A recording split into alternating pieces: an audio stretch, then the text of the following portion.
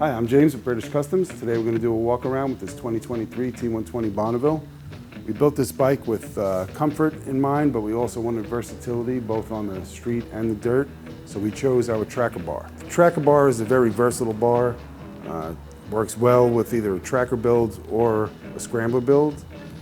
It's nice and wide, gives you good leverage, but if you need a narrower bar, there's plenty of room here that you could actually cut some of the end off and move our controls in, where a lot of the other aftermarket bars we've tried don't work that way, but we designed this bar so that you could specifically maneuver that. So when we designed this bar, we wanted something that was comfortable for the street and long riding, but we still wanted something that was aggressive, racy feel, and I think we got it with this. We've tested it on long road trips, and we've had it out on the racetrack, and we know it works.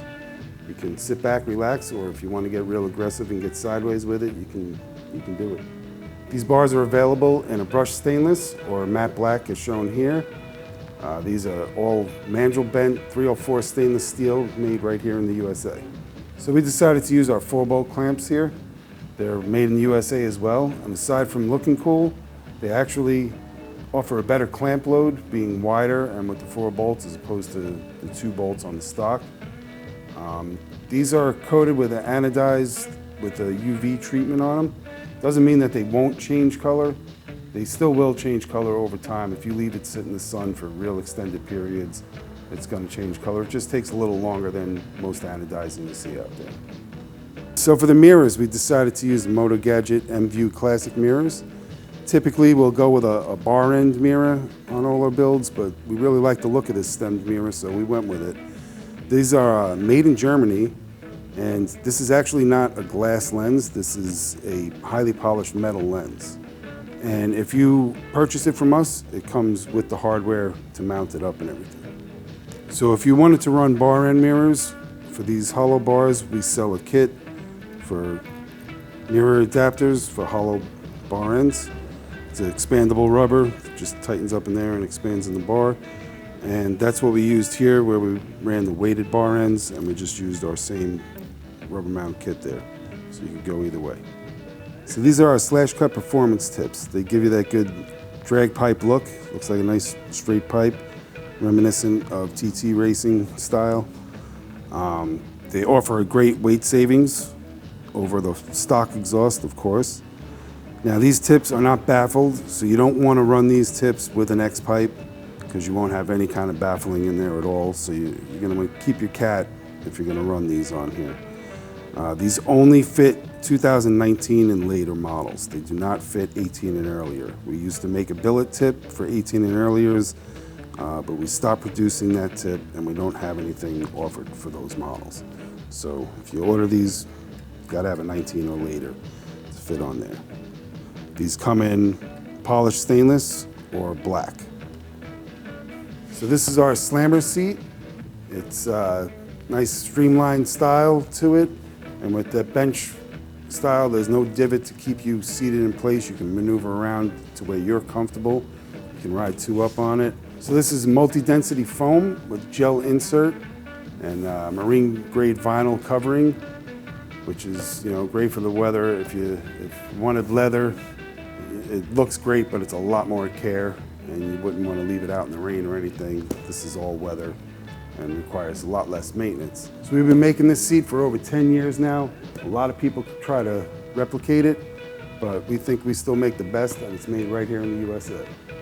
Next, we went with our Bob Pantelite kit.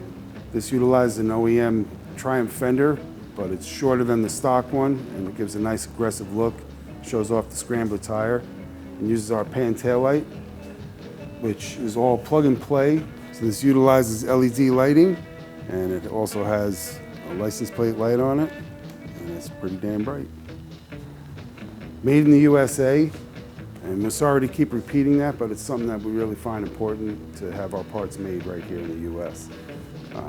Works with our retro turn signals. Again, it's all plug and play into the stock harness.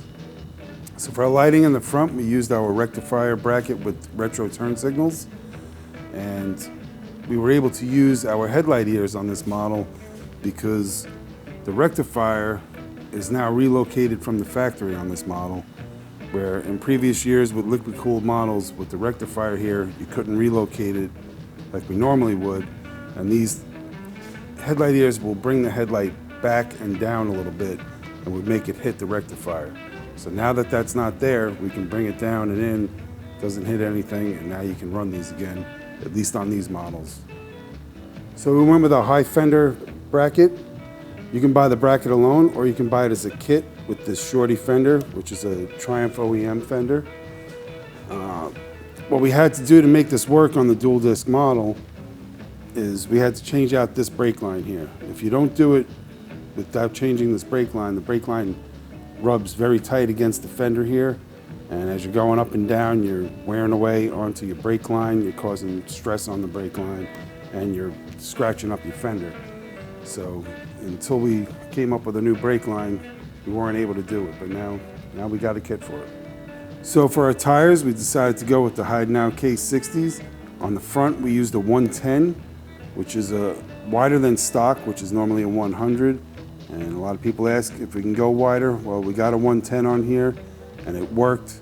Even with the knobbies, with the stock fender bracket on here, it worked just fine. So you can fit a 110 as far as we know so far. So on the back, we stuck with the stock size, the 150/70. These are a 50/50 tire, work great on the street and on dirt. But what the advantage on this tire here is this thicker strip down the middle will give you better mileage out on the street than a normal knobby tire. We've had these in the canyons. They run great. Out on the dirt, they run great. So let us know if you got any tires you think are really good and you want us to know about. So for the driveline, we installed a super light chain and sprocket kit. This black sprocket, as opposed to the dull silver sprocket that's on here, just looks way killer. And if you don't believe me, go look at your sprocket right now if you got the stock one on there, and you'll see the difference right away. Add in this gold DID chain, matches with the gold accents on the bike, with the cap on the carb over there, the pinstripe. Just looks awesome on here. This is pretty much a bolt-on kit, other than you need a couple special tools in order to stake your chain together and break your chain. If you're going to do it yourself, you have to have that tool to do that. Even if you're going to use a clip style master link, you still need a tool to pull in the master link together, and then you can put the clip on there and you don't have to stake it. Plus you need a pretty big socket to take the front sprocket off, so if you don't have those kind of tools, let a professional shop do it. So for the chain guard, we put on our retro chain guard, which has a nice textured black coating on it. It's got the speed holes, look cool. You can see your chain right through there, and a little bit of weight savings there, make it go a little bit faster. For the foot pegs, we went with our off-road pegs. They offer real good stability when you're standing on or having to shift your body around and you're in the dirt.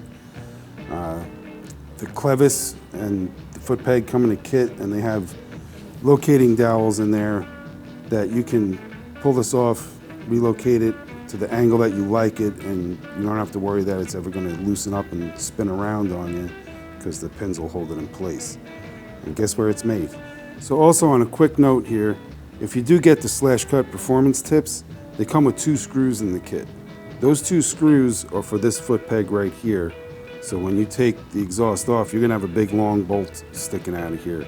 So you can get rid of that big bolt and replace it with the short bolt that comes in the kit with the Slash Cuts. So for the rotors, we went with Galfer floating rotors. It's got a cool wave design. The floating rotor, as opposed to stock rotor, the stock rotor is one solid disc, and it's got a rubber damper bolted in between the hub and the rotor. Where these are full floater here, and it's quite a difference when you hit the brakes. You'll notice it right away. These work so much better. And if you got a brand new bike and you're doing this, you don't have to change the brake pads, even though it's suggested that you do that, but that's because when you're putting a brand new rotor on with used up pads, they're not going to work right. And you know, the same thing when you put a brand new pads on an old rotor, they don't work right in the beginning. So you want to kind of change them as a set, but not when the bike is brand new. If you want to know any more technical specs about these kind of rotors, let us know in the comments, and maybe we'll put out a video where we can talk more about the details of that. So on the rear rotor, we went with the Galfer wave rotor again, so it matches the front. As opposed to the stock, it would look out of place. It's not a floating rotor because you really don't need a floating rotor on the rear. You don't use it quite as much, and it's pretty small to offer a floating rotor on there. For the ACG badge, we changed it out and put our partial fin badge on here. It's a nice metal badge, and just so you know, the 2 fins go on top, 3 fins go on the bottom. And if you're wondering, ACG stands for Alternating Current Generator. So we also changed out the clutch cover badge and put our metal badge on there with the partial fins and the 1200, and 3 fins on the bottom, 2 fins on the top. So that's it for our Bonneville T120 build. And again, if you're looking to customize your bike, think about where you want the bike to end up, what kind of riding stance you want, and what kind of terrain you're going to be doing, dirt, street, both. Take a look at our handlebar kits. We got the tracker bar here, we got the cafe and the retro. Let them help guide you, and if you still don't have it, give us a call and see what we can do to help. Thanks for watching.